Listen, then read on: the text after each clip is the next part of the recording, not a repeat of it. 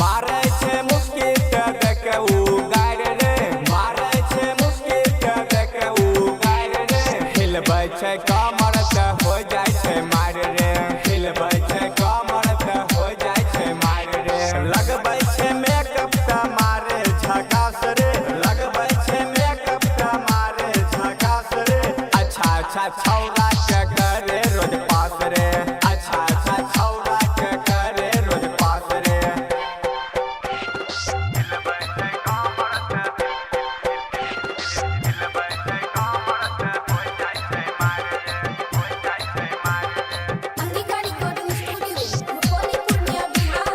चलै छे रोड पे बिजली के जैसन रे चलै छे रोड पे बिजली के जैसन रे ओकरे पे छौरा सब दै छे रोज जान रे ओकरे पे छौरा सब दै छे रोज जान रे करे छे छौरी उ सब पे मैसेज रे करे छे छौरी उ सब पे मैसेज रे हिलबै छे कमर ते हो जाय छे मार रे हिलबै छे कमर ते हो जाय छे मार रे